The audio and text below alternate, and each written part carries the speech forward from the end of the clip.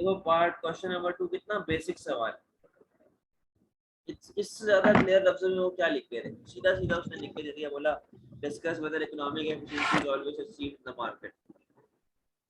25 mark है, efficiency, market failure, policies to achieve market failure, इसलिए वो सारी बात आपको बतानी, 25 मार्क आपको मिल जाएंगे।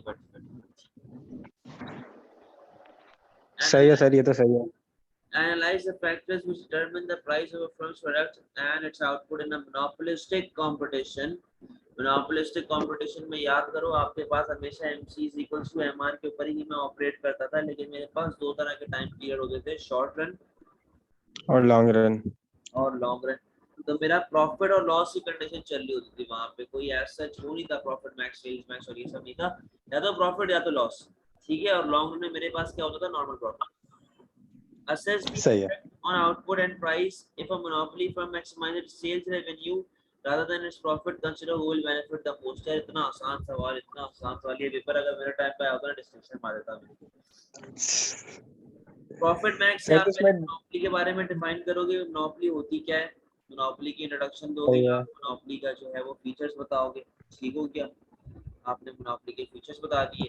अब जी आप क्या करेंगे, आप क्या बोलते हैं, प्रॉफिट मैक्स और सेल्स मैक्स का डिफरेंस बताएंगे विद डायग्राम, ठीक है। फिर सही है। उसने क्या पूछा है, consider who will benefit the most, judgement पूछी ना इसने, कौन ज्यादा बेनिफिट करेगा। आप बोलोगे कि जब आप प्रॉफिट मैक्स से सेल्स मैक्स पे जा रहे होगे, सेल्स रेवेन्यू मैक्स पे, कंज्यूमर ज्यादा बेनिफिट करता है क्योंकि उसकी प्राइस लेवल जो होती है वो कम हो जाती है, उसकी प्राइस लेवल कम हो जाती है, और क्योंकि मोनोपोली की नेचर है इनइलास्टिक डिमांड है, तो प्राइस अगर ज्यादा से कम होती है, क्वांटिटी से परसेंट मेरी हल्की सी बढ़ती है, लेकिन उसका जो मेरा कंज्यूमर है ना, उसका एक्सपेंडिचर क्या हो जाएगा, कम हो जाएगा, ये कम फायदा, हो जाएगा। सही है सही है सही है। ठीक है। तो सर दो डायग्राम्स ही बनेंगी पार्ट बी में। हाँ दो डायग्राम्स ही बनेंगी पार्ट बी हाँ, में। दो डायग्राम सही है। उसमें है ही है। Consider whether the wages are only determined by the force of demand and supply, ओ भाई पूरा लेबर मार्केट आ गया। पूरा लेगा।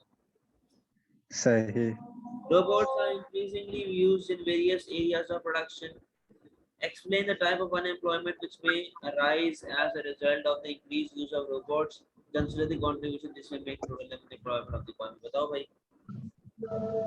यार ये कौन सा था सर, ये फ्रिक्शनल तो नहीं था। एक सेकंड यार। Structural, okay. क्योंकि पूरी सेगमेंट को अफेक्ट पड़ रहा है ना, एक पूरी अच्छा अच्छा अच्छा अच्छा, सही। ऑर्गेनाइजेशन को, पूरी इंडस्ट्री को अफेक्ट पड़ रहा है हमारे पास जब मशीन आ रही है, तो ये स्ट्रक्चरल अनएम्प्लॉयमेंट होता है, ठीक है। अच्छा, consider the contribution this may make to a total unemployment of the economy. आप बोलेंगे कि यार अनएम्प्लॉयमेंट क्या होती है, number of people not willing and able to work but can not find job, और ये सारी डेफिनेशन आपने दी, उसकी अनएम्प्लॉयमेंट की आपने बता दिया उसको, ठीक है। फिर आप बताएंगे कि स्ट्रक्चर अनएम्प्लॉयमेंट अपने पास होना शुरू हो जाएगी अगर मेरे पास जो है वो रोबोट जो है आना शुरू हो जाए, और लेबर जो है वो खत्म होना शुरू हो जाए, लेबर टू कैपिटल इंटेंसिव लोग जाना शुरू हो जाएंगे, ठीक है। फिर आप उसके अंदर बताएंगे कि स्ट्रक्चरल अनएम्प्लॉयमेंट के अंदर आपके पास अनएम्प्लॉयमेंट किस तरीके से बढ़ती है, आपका पोटेंशियल मैं बोलता हूँ बढ़ेगा, लाजमी बात है बढ़ेगा, लेकिन आपके जो अनएम्प्लॉयमेंट है वो बढ़ जाएगी एज फर्म जो है वो कैपिटल इंटेंसिव होती जा रही है, लेबर इंटेंसिव से दूर होती जा रही है, ठीक है। तो आपके बाद सही है। consider the contribution this may make to total unemployment in an economy, total unemployment logical सी बात है आपकी बढ़ेगी, आपके पास जो है वो अनएम्प्लॉयमेंट लो होना शुरू हो जाएगी, आपके पास जो है वो क्या बोलते हैं डिपेंडेंसी रेशियो बन जाएगा, आपके पास जो है वो जीडीपी पर कैपिटा जो है वो गिरना शुरू हो जाएगा, ठीक है। तो ये बातें सारी आपने बता दी। सही है।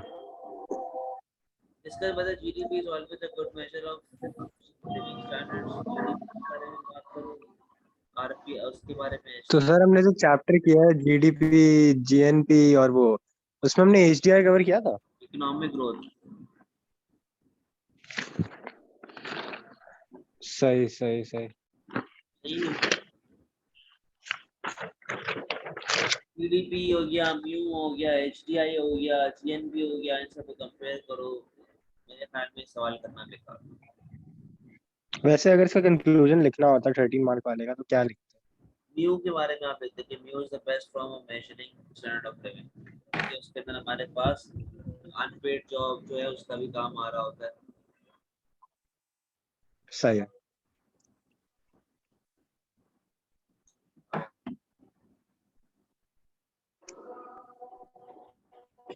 A country with an open economy has an increasing demand for its exports and fall in supply of labor. ठीक है, explain the effects of these cities on the general price level and good in that economy.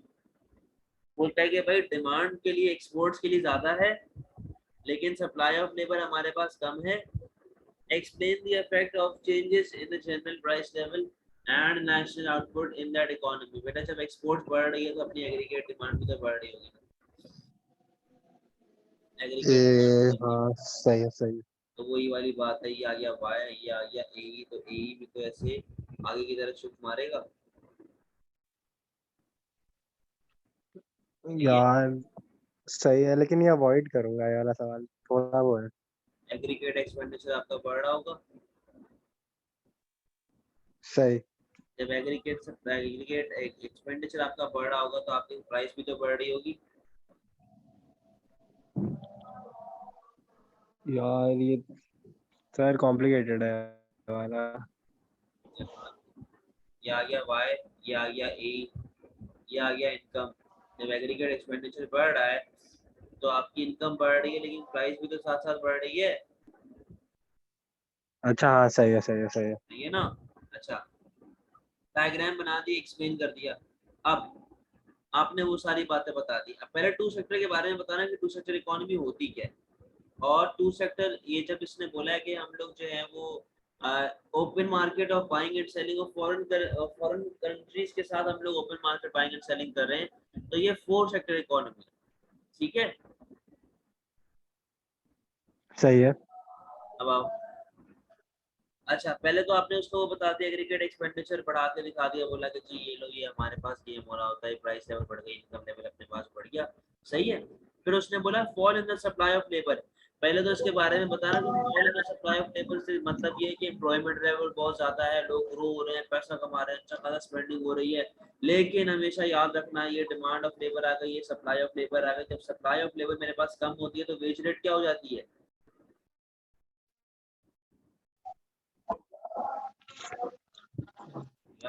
Sir wage rate बढ़ जाएगी। Wage rate बढ़ जाएगी। Wage rate क्या हो जाएगी? बढ़ जाएगी। बढ़ जाएगी। सही है। सही है ना। ये डिमांड आ गई, ये सप्लाई आ गई, सप्लाई लेवल मेरे पास कम हो गई तो वेज रेट क्या हो जाएगी मेरे पास? बढ़ जाएगी बढ़ ना वेज जाएगी रेट। सही है। तो वेज रेट जब मेरे पास बढ़ेगी तो उससे मेरे पास कॉस्ट ऑफ प्रोडक्शन बढ़ेगी, कॉस्ट ऑफ प्रोडक्शन बढ़ने से एग्रीगेट सप्लाई कम होती है, एग्रीगेट सप्लाई कम होने से प्राइस लेवल वापस से बढ़ जाती है और हमारे पास प्राइस लेवल वापस से बढ़ जाएगी। समझे बात? ओके सही। तो ये सारा आपने बता दो, सॉरी यहाँ। हाँ सही है। Consider the effectiveness of using monetary policy in this situation. आपके पास अब देखो डिमांड फॉर एक्सपोर्ट्स बढ़ रही है, प्राइस लेवल बढ़ रही है, बोला मॉनेटरी पॉलिसी ले आओ। मॉनेटरी पॉलिसी यानी कौन सी वाली? कॉन्ट्रैक्शनरी। सही है। मैंने आपसे क्या कहा था कि मॉनेटरी पॉलिसी के बारे में तो आप बात करते हैं, आप कॉन्ट्रैक्शनरी पॉलिसीज के अंदर सप्लाई साइड पॉलिसी को हमेशा फेवर करते हो।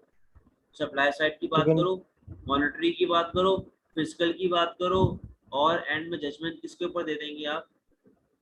सप्लाई साइड को फेवर कर दूंगी। सप्लाई साइड के ऊपर आ जाएगा। क्लियर है? सही है।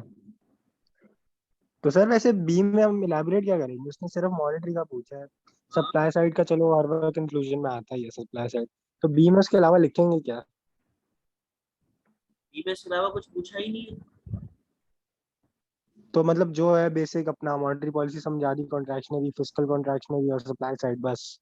हाँ, बस ए टू से लिंक करना, डायग्राम वगैरह बनाना, ए टू से लिंक करना, डायग्राम वगैरह बनाते रहना, वो यही चीजें पूछ रही है।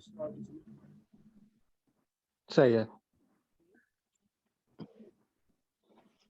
Explain how developing economy differs from developed economy, पूरा आपके पास पेज पूरे नोट्स के अंदर गिवन है। Assess the extent to which multinational countries companies investment in a developing country leads to economic growth. बेटा मल्टीनेशनल जो हमारे पास होती है, मल्टीनेशनल जब अपने मुल्क के अंदर आती है तो आपके पास ये देखना है मल्टीनेशनल के एडवांटेजेस टू होस्ट कंट्री लिखे हुए होंगे। सही है। अगर नहीं हो तो मुझे बता देना, मैं आपको भेज दूंगा, वैसे मेरे हिसाब से तो लिखे। तो मल्टीनेशनल्स के वो एडवांटेजेस होते हैं कि आपके पास टैक्स रेवेन्यू आपका आ रहा होता है, आपके पास इकोनॉमिक ग्रोथ आ रही होती है, एम्प्लॉयमेंट जनरेट हो रही होती है। लेकिन डिसएडवांटेज क्या है, सारा पैसा वापस से उनके मुल्क में जा रहा होता है, इससे हमारा जीएनपी खराब होता है, इससे हमारा एनएनपी नेट नेशनल प्रोडक्ट है वो खराब हो रहा होता है। तो वो सारे एडवांटेज डिसएडवांटेज आपने बताने, इकोनॉमिक ग्रोथ आता है, पोटेंशियल बढ़ता है आपका जो है वो यही बढ़ रहा होता है, वो सारी सही है। सही है। मैं वो वाली स्टार्ट करूँ A2 फिर क्रैश? A2 की क्रैश स्टार्ट कर दो। सही है।